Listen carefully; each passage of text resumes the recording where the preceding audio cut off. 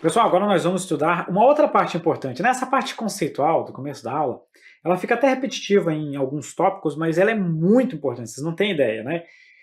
Digamos assim que mais da metade das questões de agentes públicos são só desses tópicos iniciais, por isso que a gente dá uma ênfase um pouquinho maior. Agora eu quero falar com vocês sobre a diferença entre cargo público, emprego público e função pública. Todos esses conceitos são citados na Constituição Federal. Às vezes, até a expressão função pública é utilizada de forma genérica, assim, envolvendo todo o vínculo com o Estado. Mas, sendo mais técnico, cada um desses conceitos tem um significado diferente, tá?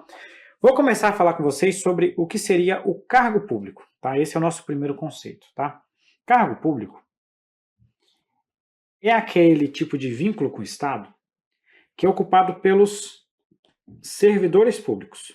Inclusive, existe assim quando a gente pega, por exemplo, a Lei 812, ela vai trazer o conceito para a gente de cargo público e o conceito de servidor público. E é engraçado, porque ela meio que faz vai para lá e vai para cá, né? Bate e volta. Porque ele falou o seguinte: cargo público é a unidade, a mais simples e indivisível unidade de atuação ocupada por um servidor público. Então, cargo público ocupado por um servidor. Aí, quando você vai ler o conceito de servidor, a legislação fala que o servidor é aquele que ocupa cargo público. Então, um está para o outro numa relação de amor, né? Eu não vou falar. Você já sabe o que eu vou falar, porque sempre que eu falo numa relação de amor, eu faço uma breve declaração.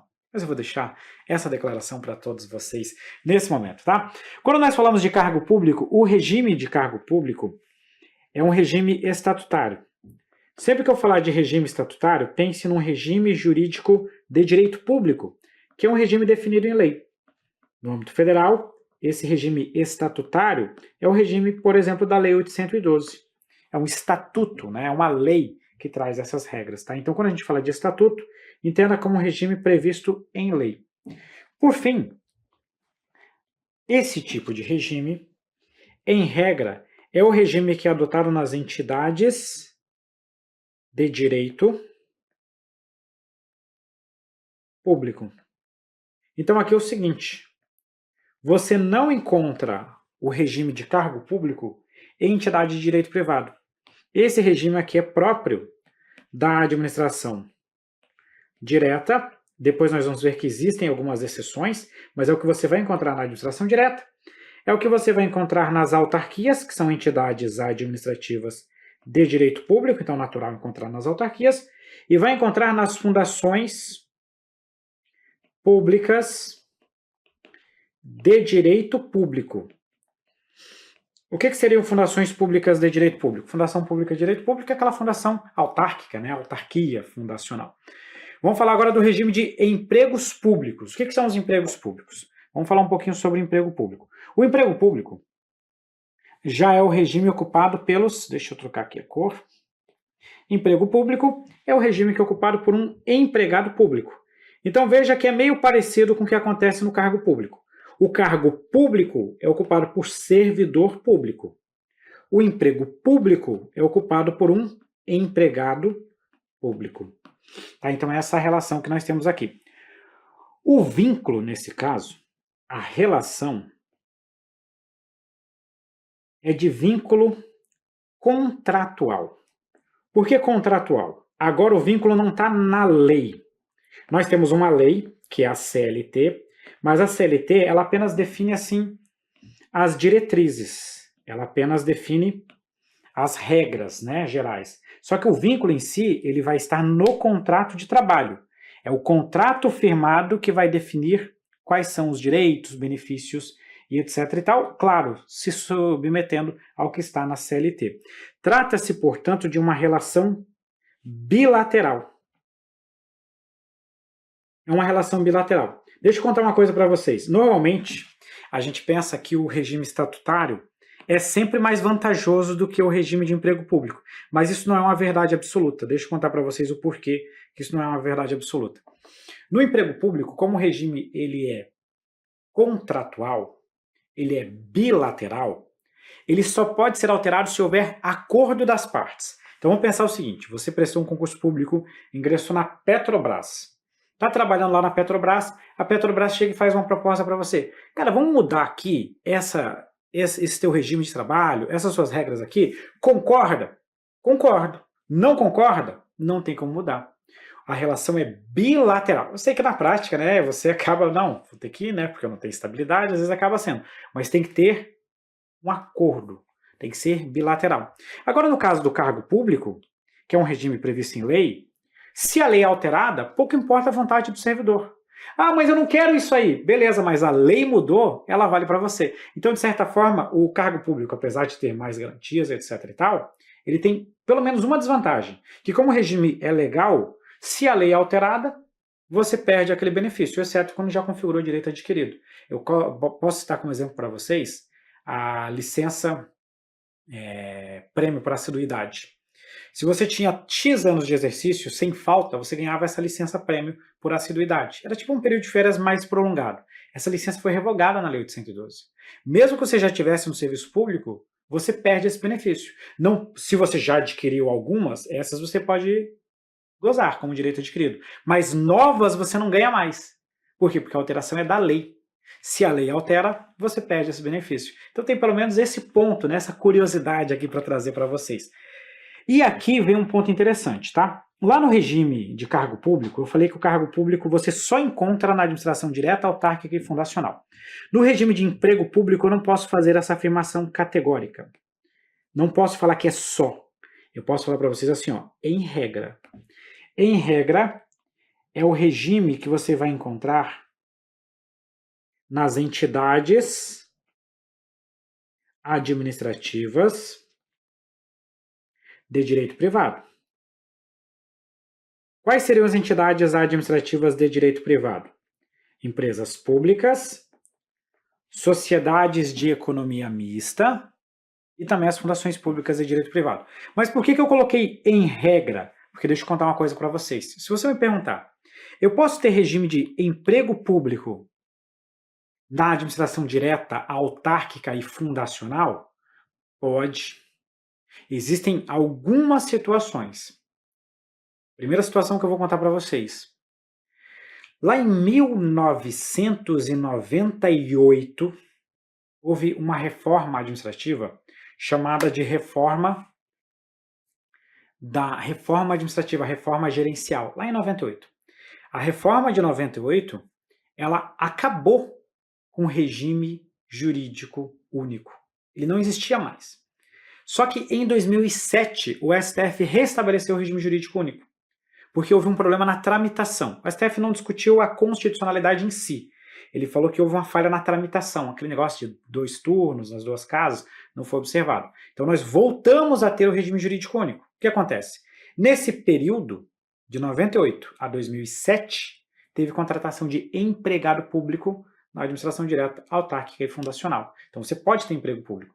O outro caso que acontece é a situação dos agentes comunitários de saúde e agentes de combate à endemia. Eles têm uma regra constitucional específica, lá no artigo 200 e alguma coisinha, que prevê a possibilidade de instituir regime de emprego público para eles. E eles atuam na administração direta.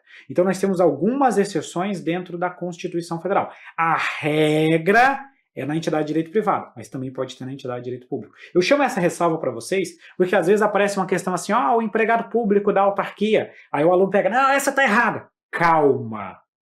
Em regra estaria, mas será que não é uma exceção? Será que a questão não está tratando de um assunto um pouquinho mais aprofundado? Sempre faça esse raciocínio, tá? Associe cargo público à entidade de direito público, emprego público a de direito privado, mas pense um pouquinho mais na hora de responder a sua questão. E por fim, nós chegamos à função pública. Tá? Função pública. Função pública nada mais é do que um conjunto de atribuições. Tá? Um conjunto de atribuições. E aqui é que vem um ponto. Eu vou pegar aqui uma frase muito importante do nosso saudoso mestre Sionil Borges, né? Tinha um livro sensacional de direito administrativo. E o mestre Sionil, ele pegava e falava para a gente o seguinte: todo cargo e todo emprego tem função pública. Por quê? Por que todo cargo e todo emprego tem função pública? Porque todo cargo público é um conjunto de atribuições acometidas a um servidor. Então, são funções desempenhadas por um servidor público. Todo emprego público é um conjunto de atribuições que é acometido ao empregado público. Então, são as funções mais o emprego público. Então, todo cargo público e todo emprego público tem alguma função pública. Só que nem toda função corresponde necessariamente a um cargo ou emprego público. O que nós temos aqui? Nós temos um conjunto de situações que nós vamos denominar de função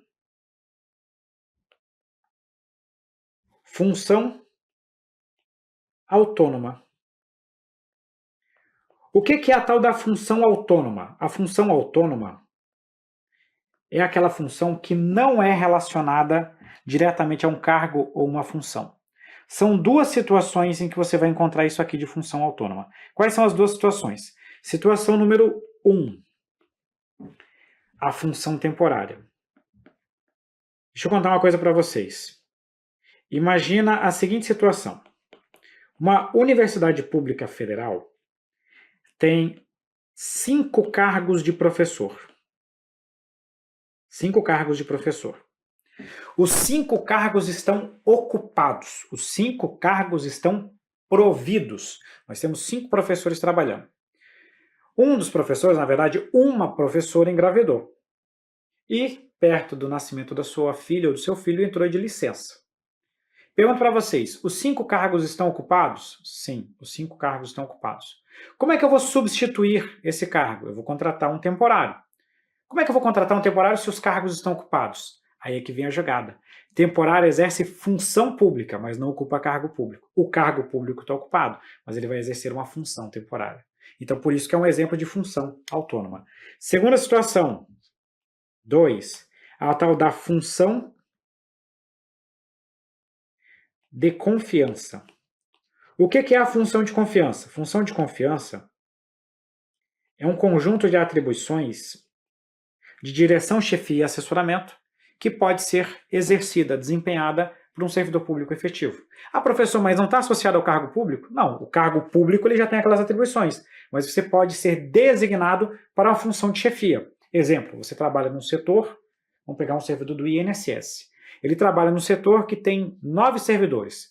Um desses 9 foi designado para coordenar aquele setor. Ele tem as funções dele do cargo, mais uma função específica, que é a função de coordenação, chamada de função de confiança, ou função gratificada, ou função de chefia.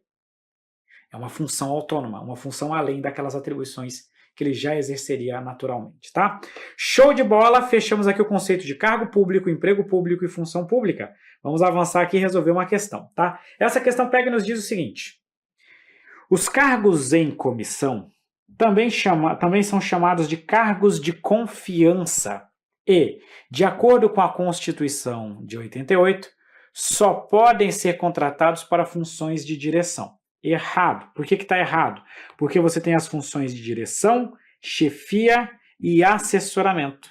Por isso que isso está falso. Qual que é o erro aqui? Não é só função de direção. A Constituição Federal fala de funções ou atribuições de direção, de chefia e de assessoramento, tá? O DCA. Então, por isso está falso.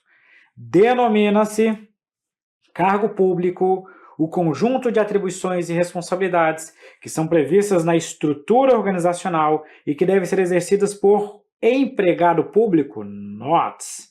Cargo público é para servidor público. Então, com isso, esse item também está falso. Tranquilinha, né? Questãozinha bem bacana, só para a gente fechar essa parte da nossa aula sobre a diferença de cargo, emprego e função. Assunto bem fácil, bem tranquilo e que eu tenho certeza que você vai tirar de letra. Grande abraço e até o nosso próximo bloco.